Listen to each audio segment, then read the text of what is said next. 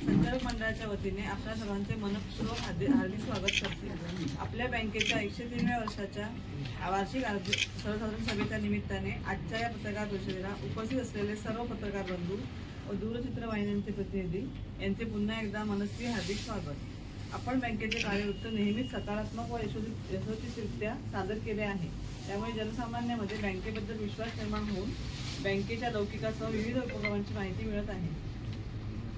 यापुढील आपल्या बँकेचं प्रगती किंवा बँकेचा परिस्थिती आर्थिक स्थिती याबद्दल आपले CEO ऐरे साहेब तुम्हाला माहिती देतील। धन्यवाद।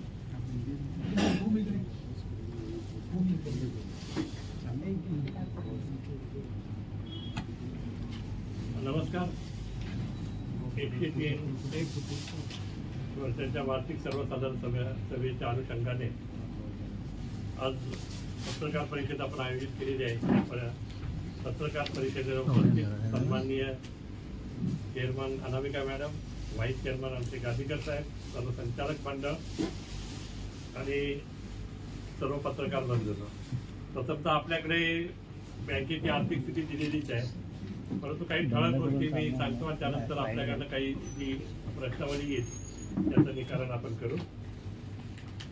मार्च 2020 आणि मार्च 2024 हा लेखाजोखा आपण केलेला आहे। तर कायम सभासद आपले 23,000 होते मार्च 2020ला। 2024ला आता ते 29,464 आहेत आणि आता 30,000च्या वर गेलेले आहेत। वसूल भाग भांडवल किंवा इतर जी आर्थिक स्थिती आहे ती दरवर्षी 20% आपण टार्गेट ठेवतो आणि जवळजवळ 70 ते 80% म्हणजे 17 ते 18% आपण पूर्ण करण्याचा प्रयत्न केला आहे। बघा, वसूल भांडवल आपलं 5,92,00,000 होतं 2020ला मार्चला, आता ते 11,23,00,000 झालेलं आहे। राखीव निधी आपले 13,65,00,000 होते, ते आता 26,22,00,000 झालेले आहे। ठेवी आपल्या 244 कोटी होत्या मार्च 2020ला, ते 473 म्हणजे जवळजवळ आता 11 केलं तर 480 पर्यंत आपण पोहोचलेलो आहोत। कर्ज आपली त्या 2020ला 150 कोटी होती, ती आता जवळजवळ 300 कोटी पर्यंत झालेली आहे। गुंतवणूक आपली 95 लाखाची होती, ती आता 95 कोटीची होती, ती 166 कोटीची आपली गुंतवणूक झालेली आहे।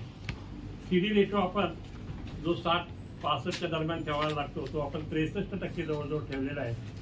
थकबाकीचे प्रमाण 2%च्या खाली आपण कायम ठेवतो, ते 1.62 ठेवलेले आहे। ढोबळ NPA हे प्रमाण 2020ला 1.46 होतं, ते 1.23 ठेवलेलं आहे। निव्वळ NPA गेले 12 वर्ष आपला 0% आहे। प्रायोरिटी सेक्टरला रिझर्व्ह बँकेने आता प्रायोरिटी सेक्टर आणि विकत सेक्टरला काही हे दिलेलं की किती % तुमचं कर्ज व्हायला पाहिजे, त्याप्रमाणे आपण 79% जवळजवळ प्रायोरिटी सेक्टरला कर्ज दिलेलं आहे आणि विकत सेक्टरला 30% कर्ज दिलेलं आहे। ढोबळ नफा जो मार्च 2000ला 4,39,00,000 होता, तो आता 5,88,00,000 झालेला आहे आणि निव्वळ नफा जो 2 कोटी होता तो आता 3,22,00,000 इथे झालेला आहे। हे निव्वळ नफ्याचे खेळत्या भांडवलाचे प्रमाण हे 0.62% आहे, जे 0.50च्या वर असणे आवश्यक आहे। कॉस्ट ऑफ डिपॉझिट आपण डिपॉझिटवर किती हे देतो, खर्च करतो, तर तो 6.84 या 2020ला होता, तो आता आपण 6.59च्या खाली आणलेला आहे। CRR आपण 13.54 राखलेला आहे। कर्मचारी संख्या अनेक सभासदांची मागणी होती की जे कर्मचारी आपण प्रोग्रेसवर ठेवले त्यांना परमनंट करायचे, त्याप्रमाणे आपण यावर्षी परमनंट केलेले आहेत, ती संख्या आता 75 झालेली आहे। असं असताना आपण प्रति कर्मचारी ठेवीत किंवा प्रति कर्मचारी बिझनेस जो आहे तिथे कुठेही कमी होऊ दिलेला नाहीये। जो 510 होता 2020ला, तो आपण 631 केलेला आहे आणि 319 प्रति कर्मचारी जो कर्ज होती ती 3,97,00,000 एवढे हे केलेले आहे।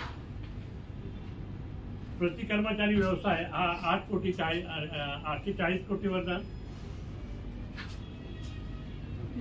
8,40,00,000 वरनं 10,28,00,000 एवढा हे केलेला आहे आणि गेली अनेक वर्ष बँक हे 10% लाभांश देते। यावर्षी ऑडिट वर्ग आपल्याला मिळालेला आहे।